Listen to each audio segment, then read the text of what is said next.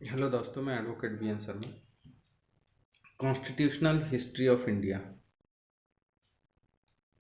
जो हम पढ़ रहे हैं, अब इसके आगे देखते हैं। सबसे पहली बात ये होता है कि कॉन्स्टिट्यूशनल हिस्ट्री ऑफ इंडिया का जो आरंभ हुआ वो ईस्ट इंडिया कंपनी के आने के बाद हुआ। यह हर किसी को पता है ना। पर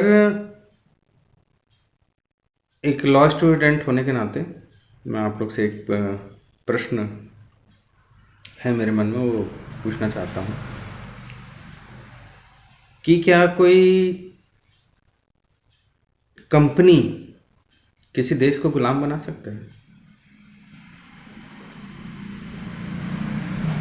भाई, जो ईस्ट इंडिया कंपनी थी वो तो एक कंपनी थी, और जो गुलाम बनते हैं या कोई होते हैं तो उसके कोई कारण होते हैं, कोई लक्षण होते हैं। तो क्या हमारा भारत गुलाम था अंग्रेजों का, या हम गुलाम थे?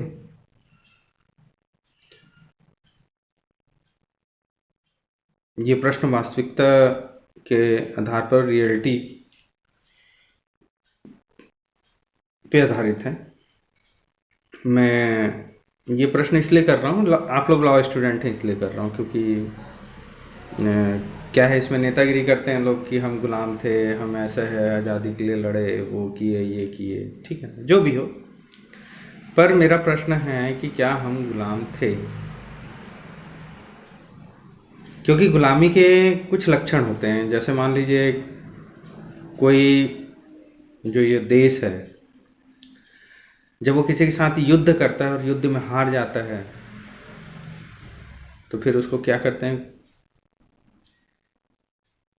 हारा हुआ देश क्या हो जाता है? गुलाम बन जाता है, किसी के अधीन हो जाता है। सही है ना? दूसरा, या तो किसी देश की करेंसी चलती हो किसी देश में, तब वो गुलामी की निशानी है। या तो फिर कोई आत्मसमर्पण करता है कोई देश, तो फिर ये गुलामी की निशानी है।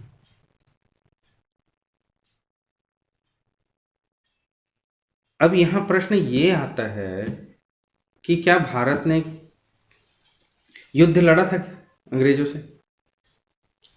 अंग्रेजों से कहने का मतलब देश के ही अंदर नहीं, जैसे होता है ना कि एक राज्य दूसरे राज्य से फाइट करता है, वार करता है, तो वैसे ही क्या भारत जो है इंग्लैंड से युद्ध लड़ा? मेरे ख्याल से, मेरी जानकारी अनुसार तो नहीं लड़ा। दूसरा, क्या इंग्लैंड की करेंसी हमारे देश में चलती थी? मेरी जानकारी अनुसार अभी भी कि यहाँ भारत देश में अंग्रेजों की करेंसी नहीं चलती थी। तीसरा प्रश्न ये है कि क्या हमने आत्मसमर्पण किया इंग्लैंड के सामने या इंग्लैंड की महारानियों के सामने, महारानी के सामने? तो मेरे ख्याल से ये भी नहीं हुआ। तो फिर हम किस आधार पे गुलाम हुए? ये राजनीतिक प्रश्न नहीं है ना, ठीक है ना, ये लीगल पॉइंट ऑफ व्यू से है, और उन बच्चों के लिए जो एलएलबी कर रहे हैं, अन्यथा में मत लीजिएगा। ये वास्तविकता पे आधारित है। क्या कंपनी शासन कर सकता है?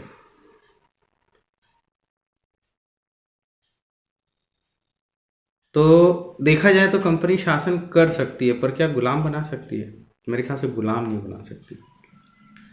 जैसे मान लीजिए आप किसी बैंक को ले लीजिए, वो भी एक कंपनी होती है ना।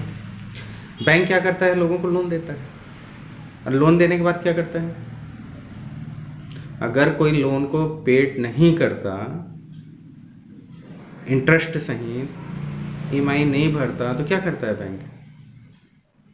उसकी कुर्की करता है कि नहीं करता है? नोटिस देता है, कुर्की करता है, उसके ऊपर एडमिनिस्ट्रेशन करता है कि नहीं करता है? करता है। अगर आप नहीं दोगे, उसकी क्या नहीं पता, जो आपने लोन लिया है उसका रीपेमेंट नहीं करोगे, तो स्वाभाविक बात है कि वो आपके ऊपर क्या करेगा, कुछ इम्पोज करेगा, फाइन करेगा, इम्पोज करेगा ही करेगा कुछ ना कुछ। या तो फिर जैसे मान लीजिए कोई एग्रीकल्चर लोन लिया, एग्रीकल्चर लोन लेने के बाद वो अपनी खेती किसानी किया और उसी प्रोडक्ट को बेच करके क्या करेगा, वो अपना लोन चुकता करेगा। स्वाभाविक बात है, ये होता भी है जनरली। तो अगर मान लीजिए लोन नहीं पेड कर रहा है तो क्या होगा? होता है बैंक मैनेजर जाता है, लोन दे रहा है कि नहीं दे रहा है, लोन की किस्तें जमा कर रहा है कि नहीं कर रहा है, नहीं करोगे तो हम तुम्हारा कुर्की कर देंगे। होता है नहीं होता है? तो पहले क्या था, मेरे या आपके अनुसार, मेरे अनुसार तो भाई यही बोलूँगा कि मुझे नहीं लगा कि हम लोग किसी के गुलाम थे। और आपके अनुसार क्या है, ये तो आप लोग लॉ के स्टूडेंट हैं, अच्छे जानते होंगे, मेरी उतनी समझ नहीं है।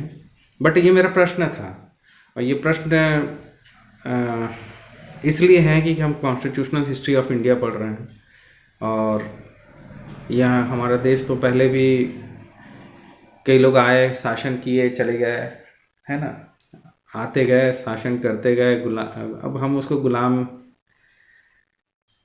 थे कि नहीं थे, ये थोड़ा से समझ के परे है। तो भी होंगे, अब हैं तो हैं और नहीं है तो नहीं है कि नहीं?